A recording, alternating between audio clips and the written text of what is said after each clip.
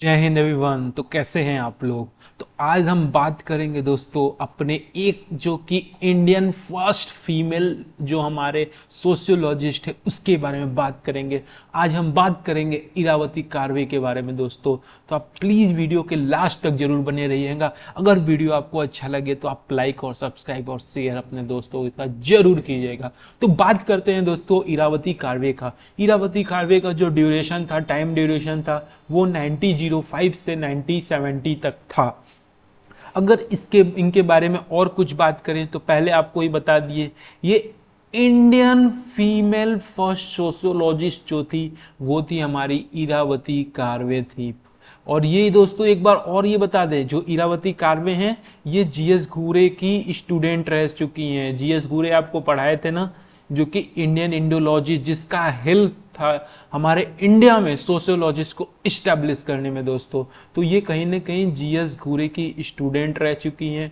और दोस्तों एक बात और बता दें, जीएस घूरे के तो कई सारे स्टूडेंट थे। जीएस घूरे के एमएन श्रीनिवास थे, लेकिन वो इंडोलॉजिस्ट नहीं हुए, वो स्ट्रक्चर फंक्शनलिस्ट हुए। जो जीएस घूरे के जो स्टूडेंट हैं इरावती कार्वे, वो भी क्या है, इंडोलॉजिस्ट हैं दोस्तों।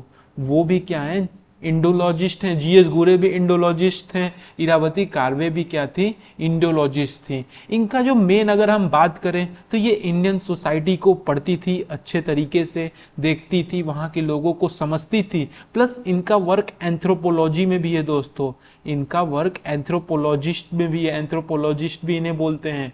प्लस ये एक एजुकेनिस्ट हैं, जो एजुकेशन के लिए क्या करती हैं, एजुकेशन के लिए, अपने हक के लिए जो वहाँ पे आप खड़ी रहती हैं, वो लोगों को विचार विमर्श बताती हैं। प्लस इसके साथ साथ अगर हम दोस्तों बात करें इरावती कार्वे का, इरावती कार्वे जो है इंडिया को देखती हैं पर्सपेक्टिव 4 जोन में, जो कि आगे हम बात करेंगे दोस्तों। तो हम बात करते हैं अब इनके इंट्रो का। तो आपको कुछ शुरू स्टार्ट बताए दिए हैं। अगर कुछ और इसके बारे में बात बताएं तो इनका जो जन्म हुआ था वो कहाँ हुआ था दोस्तों, म्यांमार में था। म्यांमार में हुआ था, जो कि उस समय कहा जाता था क्या, बर्मा दोस्तों। उस समय हम क्या कहते थे, बर्मा कहते थे। प्लस उसके साथ साथ इनका जो डिग्री कंप्लीट हुआ है, इनका जो एमए कंप्लीट हुआ है, वो हमारा मुंबई से हुआ है। जो हमारी बॉम्बे यूनिवर्सिटी है वो वहाँ से कंप्लीट किए हैं। कब, 1928 में वो अपना एमए कंप्लीट किए हैं। प्लस उसके साथ साथ वो अपना जो डॉक्टर वाला डिग्री है, पीएचडी वाला डिग्री है, वो कहाँ से किए हैं, वो बर्लिन से किए हैं दोस्तों।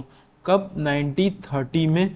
किस सब्जेक्ट में, एंथ्रोपोलॉजी में दोस्तों उनका पीएचडी थीसिस हुआ है। प्लस इसके साथ साथ अगर कुछ और बात करें हम इनके बारे में, तो इनके बारे में ये हम बात कर सकते हैं कि जो इरावती कार्वे हैं, जिन्हें हम आईके भी लिखेंगे दोस्तों अगर शॉर्ट फॉर्म में अगर पढ़ा, तो इरावती कार्वे का जो मेन वर्क उनका है वो उनका समाज को, इंडियन समाज को पढ़ना, प्लस उनका जो इंडियन समाज को जोन में डिवाइड करना।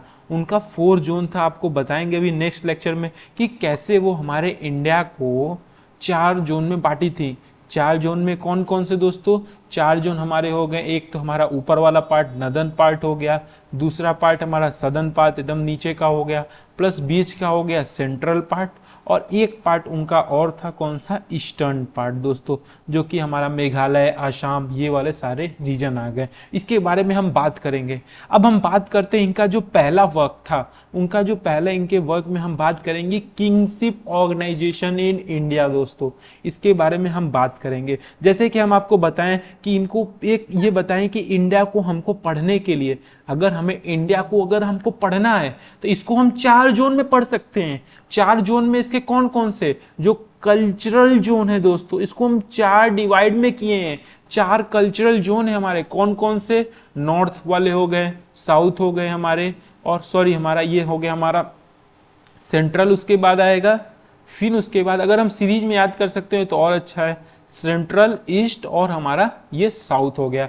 ये 4 जोन आपको याद होने चाहिए कि इरावती कार्वे आखिर में उनका मेन फोकस क्या था। उनका जो मेन फोकस था वो 4 जोन में इंडिया को पढ़ना, कैसे डिवाइड एंड पॉलिसी वो कर रही थी, वो हर देख रही थी, वो ऑब्जर्व कर रही है। वो इंडोलॉजिस्ट हैं, समझिए आप इंडोलॉजिस्ट कैसे पढ़ता है, हिस्टोरिकल थिंकिंग हो गया, टेक्स्ट बेस पे पढ़ लिया, देख लिया आखिर में हमको पढ़ना क्या है, टेक्स्ट बेस में पढ़ लिया, या कोई भागवत गीता। इनका जो मेन फंक्शन था दोस्तों इरावती कार्वे का, वो महाभारत को पढ़ी थी, अच्छे तरीके से वो महाभारत को एनालिसिस की थी, वो बताई थी कि कैसे हम महाभारत को पढ़ सकते हैं, कैसे उनके कैरेक्टरिस्टिक को समझ सकते हैं। अब बात करते हैं अपने किनशिप ऑर्गेनाइजेशन को, वो पढ़ा, उसमें बताती हैं क्या कि जो हमारा किनशिप ऑर्गेनाइजेशन इंडिया में है वो 4 जोन में बटा हुआ है, 4 कल्चरल जोन में बटा हुआ है। और कौन कौन से? नॉर्थ, सेंट्रल, ईस्ट और साउथ जोन हो गए, ये 4 जोन बटा हुआ है। और ये हमारा जो कल्चरल जोन है उनके भी बेसिस हैं, जो कल्चरल जोन है हमारा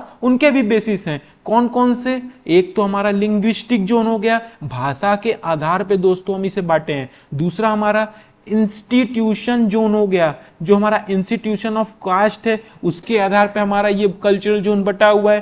प्लस फैमिली ऑर्गेनाइजेशन, जो हमारा फैमिली है उसके बेसिस पे भी हमारा क्या है, ये ऑर्गेनाइजेशन बटा हुआ है। और एक हमारा जो है दोस्तों, ये हमारा 4 जोन हो गए और इस कल्चरल जोन के 3 बेसिस हो गए। अब क्वेश्चन अगर पूछेगा दोस्तों, क्वेश्चन पूछेगा क्या? क्वेश्चन पूछेगा कि Iravati Karve who wrote the who give the concept of kinship organisation in India? Answer क्या है? Iravati Karve. How many zone in the Iravati Karve divided the India? तो आप बोलेंगे 4 टाइप ऑफ जोन। किस बेसिस पे? कल्चर बेसिस पे। और कल्चर बेसिस में 3 जोन आते हैं, कल्चर बेसिस में 3 जोन। कौन कौन से? लिंग्विस्टिक जोन, भाषा के आधार पर, इंस्टीट्यूशन ऑफ कास्ट, जाति के आधार पर, और तीसरा हमारा फैमिली ऑर्गेनाइजेशन। इन 3 के बेसिस पे वो डिवाइड किए हैं। प्लस उस कल्चर जोन को उन्होंने भी डिवाइड किया है 4 जोन में, northern part, central part, eastern part और सदर्न पार्ट दोस्तों। तो ये ओवरऑल एनालिसिस है। प्लस इसके बारे में अगर हम बात करें, जैसे नदर्न जोन में उन्होंने क्या कहा था, उन्होंने जो नदर्न जोन है उसके बारे में उन्होंने क्या बात किया था? पेन कलर चेंज कर ले रहे हैं? Yes of course. देखिए नदर्न जोन के बारे में उन्होंने क्या बात किया था? नदर्न जोन में उन्होंने बताया था कि जो लैंग्वेज है वहां पे डिफरेंट हमको लैंग्वेज दिखे हैं। नदर्न जोन आनी में कौन सा?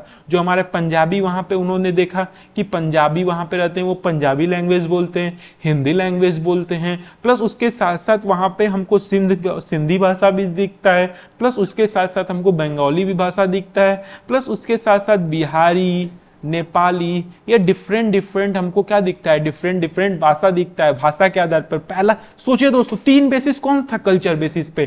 3 कल्चर जोन के जो बेसिस थे वो हमारे कौन से थे? Linguistic zone, institution of caste and family organisation. तो आखिर में इरावती कार्वे इन्हीं बेसिस पे तो वो जोन बताएंगी, north zone, central zone, eastern zone, southern zone, इसी के तो बेसिस पे बताएंगी, और कहीं से तो कुछ नहीं आएगा।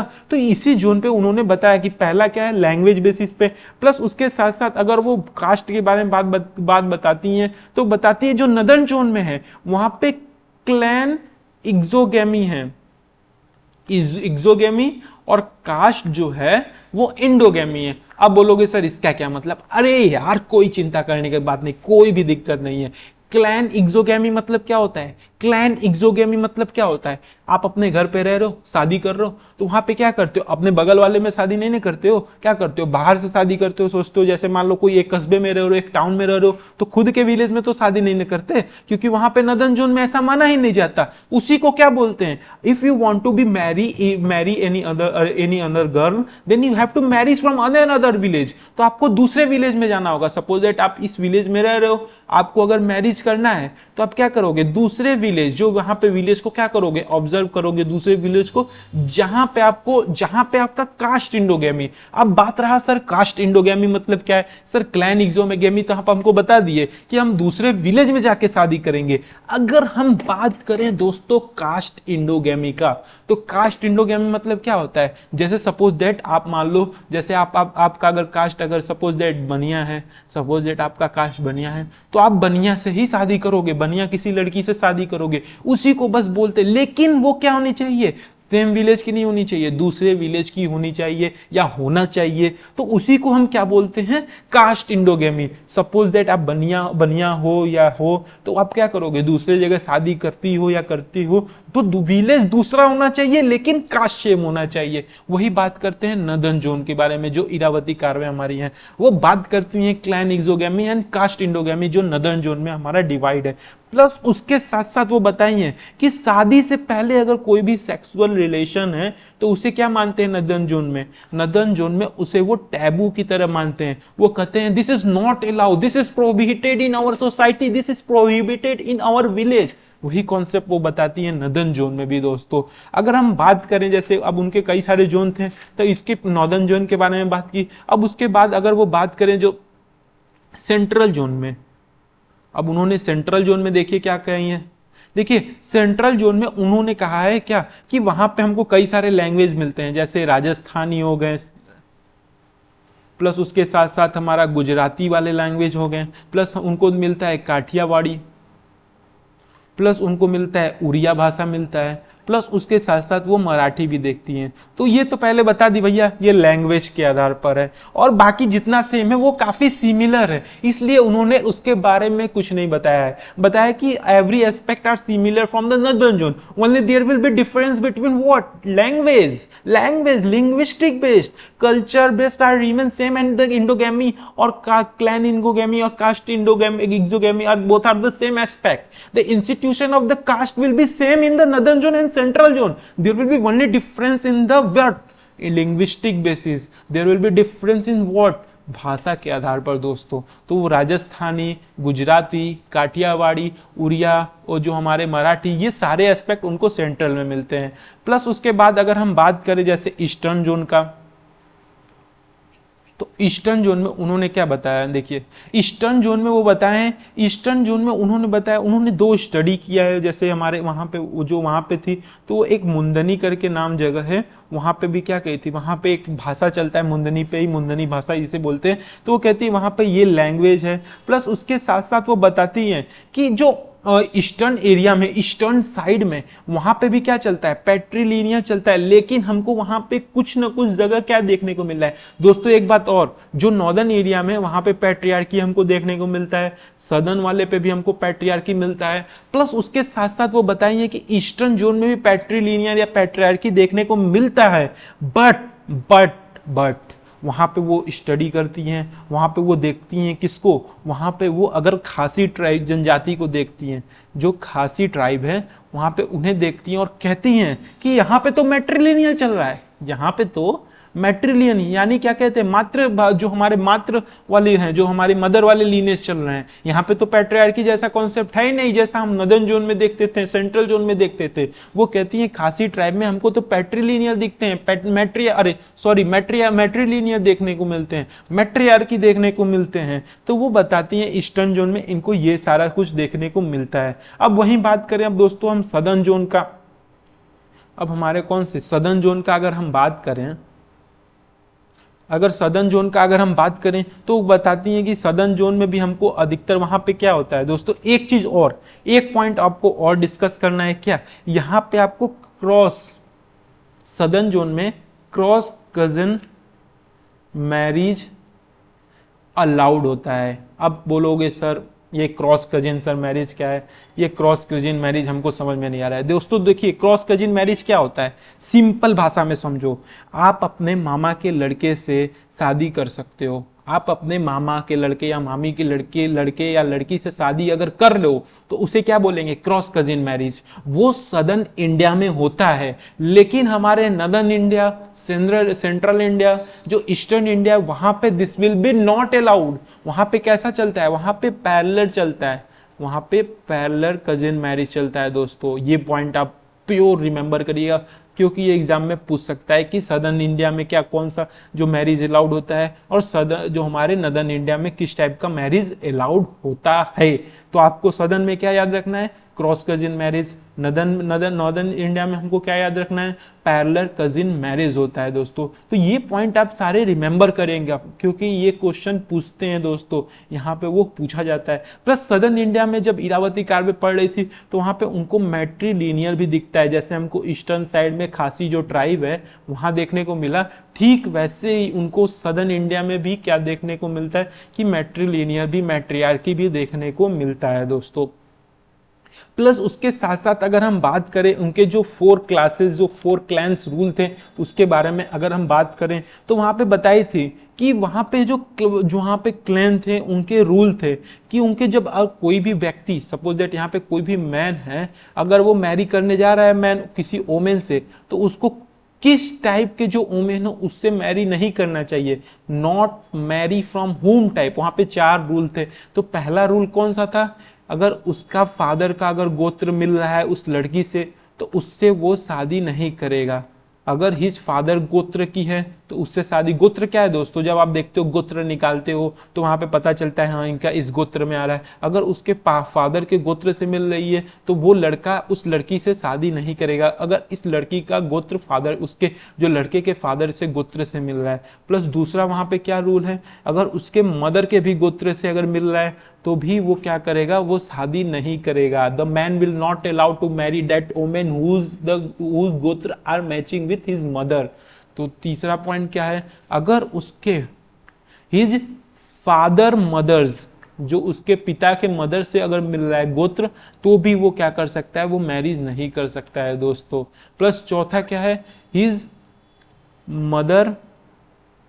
मदर्स, मतलब अपने नानी, जो लड़का है उसके नानी से अगर गोत्र मिल रहा है तब भी वो शादी नहीं कर सकता। तो वहाँ पे इरावती कार्वे अपने फील्ड स्टडी जो वहाँ पे उन्होंने रिसर्च किया था, उतना मतलब अपना इंडोलॉजिस्ट थी तो वो काफ़ी हद तक टेक्स्ट बुक पढ़ती थी, तो उन्होंने रिसर्च किया था। तो उन्होंने बताया था कि ये 4 क्लैंस, वहाँ पे जो क्लेन थे, वहाँ पे जो कस्बा था, वहाँ के कुछ रूल रेगुलेशन थे। तो ये सारे वहाँ पे रूल रेगुलेशन थे दोस्तों। अब बात करें group relation in village community कि कैसा आखिर में जो रिलेशन था विलेज का, कम्युनिटी था, तो वहाँ पे कैसा, वहाँ पे जो आपस में लोग थे उनका कैसा रिलेशन था। तो वो बताती हैं क्या, कास्ट इज हेरिडेटरी, मतलब जो विलेज में है वहाँ पे आज भी उन्हें क्या देखने को मिलता है कि वो कास्ट कैसे हेरिडेटरी है, कि जो कास्ट जिस कास्ट में जो व्यक्ति पैदा हो रहा है वो उस टाइप का उसका मेंटालिटी, उस टाइप का उसका जो कल्चर है वो डेवलप होने लगता है। प्लस वो बताएं क्या, वो दूसरा concept the, restricted to the linguistic region, मतलब जो वहाँ पे जो उनका जिस भाषा में जहाँ तक वो बोलते हैं वहीं तक उनका क्या था, रेस्ट्रिकेशन था, कि वो अपने जिस भाषा में वो बोल रहे हैं उस भाषा तक वो क्या है, सीमित है। प्लस उसके साथ साथ उनका एक फेमस स्टेटमेंट है, वो जब ग्रुप रिलेशन के बारे में बताती हैं तो वो बताती हैं कि जो कास्ट है, caste is an extended group. वो क्या बताती हैं, कास्ट हमारा क्या है, एक एक्सटेंडेड ग्रुप है, मतलब ग्रुप का जो वर्जन है उससे भी एक्सटेंड वर्जन अगर हम बात करें तो लोग कास्ट को पहले प्रेफर करते हैं दोस्तों। प्लस उसके साथ साथ उन्होंने इसमें जो group relation in village community है वहाँ पे उन्होंने ये भी बताया था कि जो जिस कास्ट का मेंबर होता है, जो जिस कास्ट का मेंबर होता है वो उस टाइप का ऑक्यूपेशन भी उसके द्वारा परफॉर्म किया जाता है दोस्तों। उस टाइप का जो उसका हेरिडिटरी अगर कॉन्सेप्ट है, जैसे सपोज दैट आपका कपड़े का दुकान है, आपके पिताजी चला रहे हैं, आपके दादा चला रहे हैं, तो वो आप भी उसी काम को करोगे, उसी काम को आगे बढ़ाओगे। वो कास्ट मेंबर का ऑक्यूपेशन है उनके हेरिडिटी के ऊपर डिसाइड होता है। जब उन्होंने पढ़ा था इरावती कार्वे तो ये सारा कॉन्सेप्ट दिया था।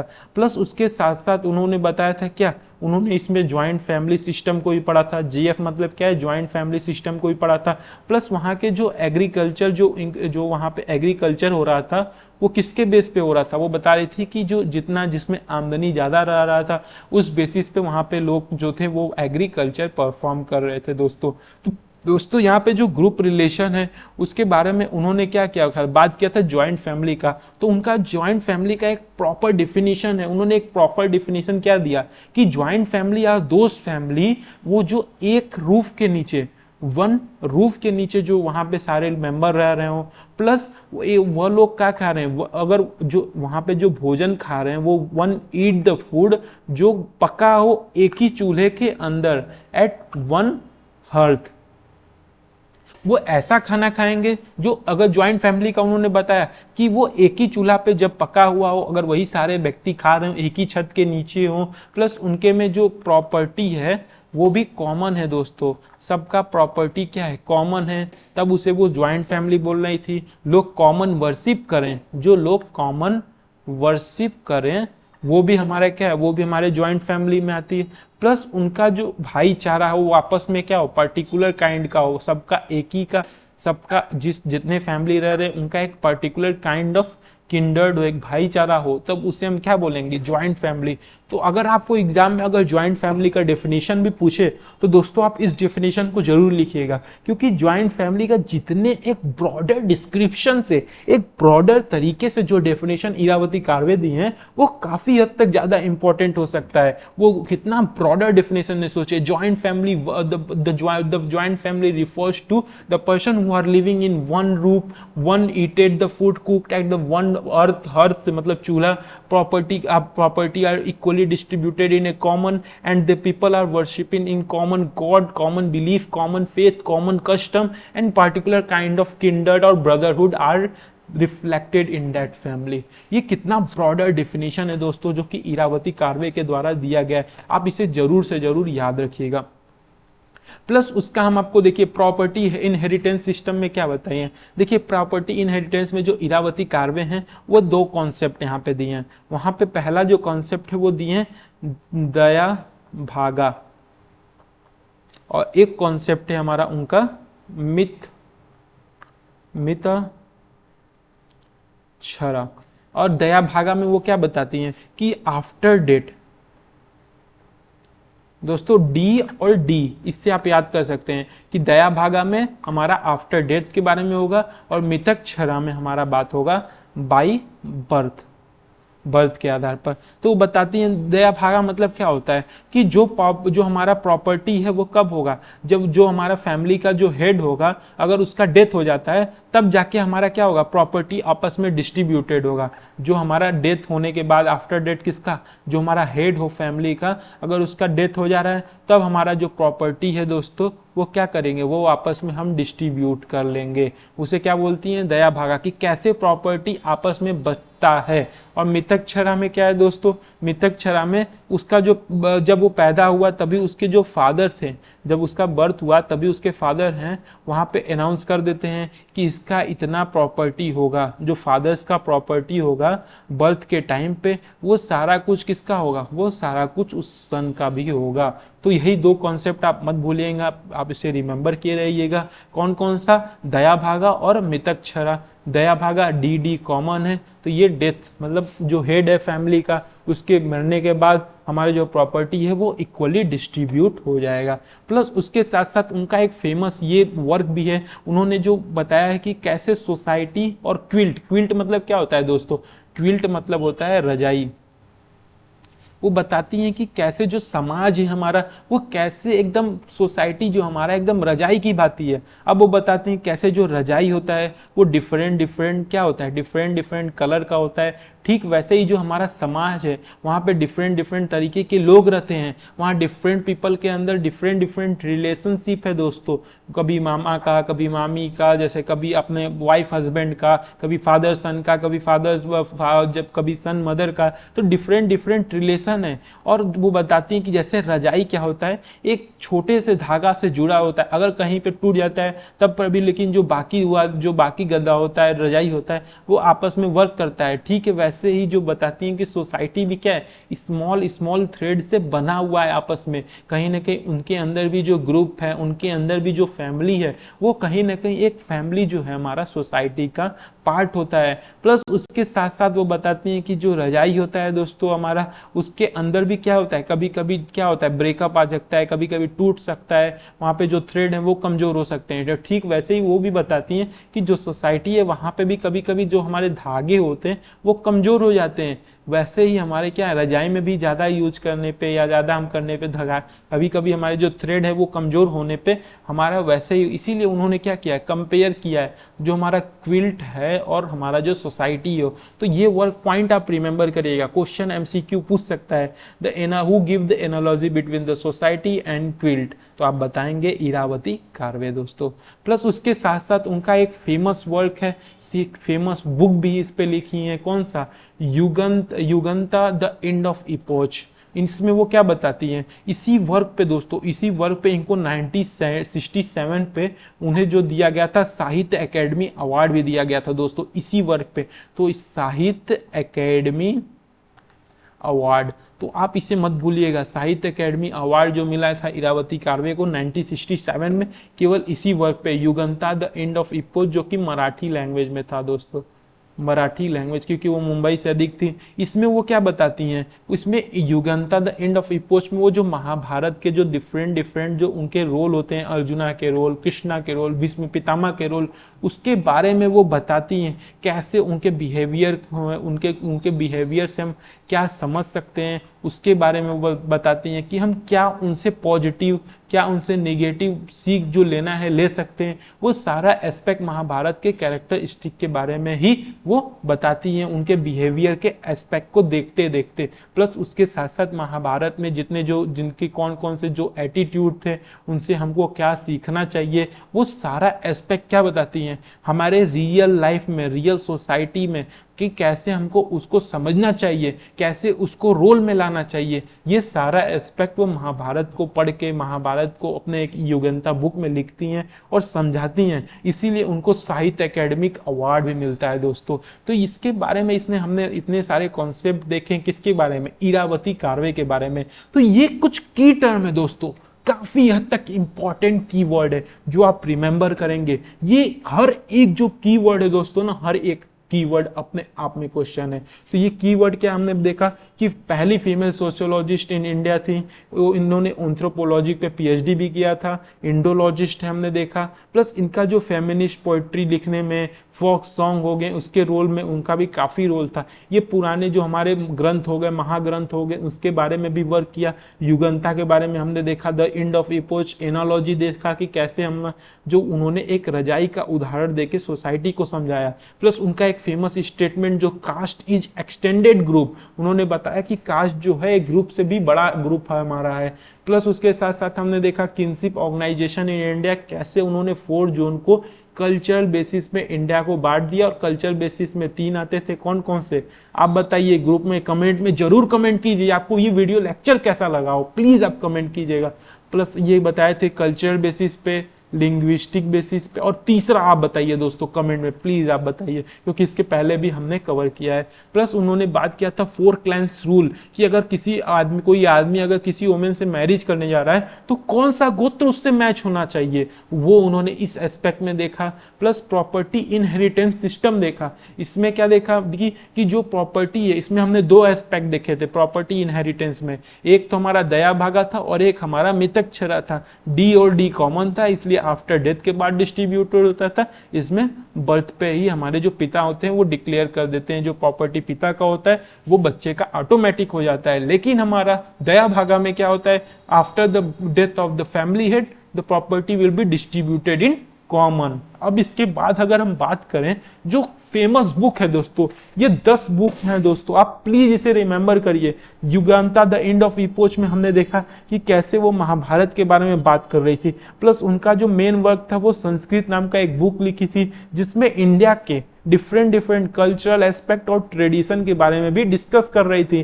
प्लस उनका एक और बुक था परिपूर्ति, जो कि डिफरेंट थीम के बारे में, और किनशिप ऑर्गेनाइजेशन इन इंडिया, ये काफी इंपॉर्टेंट है, जो ब्लू वाला है दोस्तों वो काफी इंपॉर्टेंट है, आप प्लीज इसे रिमेंबर करिएगा। कि जो इन्होंने देखा किनशिप ऑर्गेनाइजेशन, अमाची संस्कृति के बारे में लिखा, कल्चरल हेरिटेज के बारे में वर्क किया, the Hindu society and interpretation उसके बारे में भी पूछा, उन्होंने बात किया। गंगा जल जो बुक है वो भी लिखा, कि बताया कि कैसे जो गंगा को लोग सेक्रेड मानते हैं, धर्मा के बारे में वर्क किया। आखिर में समझिए दोस्तों, ये क्यों इतना संस्कृति, महाभारत, जो हमारा हिंदू सोसाइटी, गंगा जल, ये जो भोरा है हमारा, धर्मा है, ये सारे क्यों आखिर में बात कर रही हैं, क्योंकि ये है क्या, इंडोलॉजिस्ट दोस्तों। इंडोलॉजिस्ट कौन होता है, the Indologist is the study of the India और study of society through from whom perspective, from the text हमारा हो गया, हिस्ट्री हो गया, आर्किटेक्ट को देखना, उसको देख के हमको स्टडी करना ही क्या होता है दोस्तों, इंडोलॉजिस्ट होते हैं। तो ये क्या है, पुराने जितने भी हमारे एपिक्स हैं, एपिक्स से उनको देख के वो स्टडी किए हैं। तो ये पॉइंट आप प्लीज रिमेंबर करिएगा। ये हमने की टर्म के बारे में ही बात किया, ये डिफरेंट जो एस्पेक्ट थे हमने देखा इरावती कार्वे को, ये कंप्लीट हमने देखा। होप आपको वीडियो लेक्चर प्लीज आपको अच्छा लगा होगा। अगर अच्छा लगा तो आप प्लीज कमेंट में बताइए, और लाइक और सब्सक्राइब करना ना भूले। थैंक यू, जय हिंद।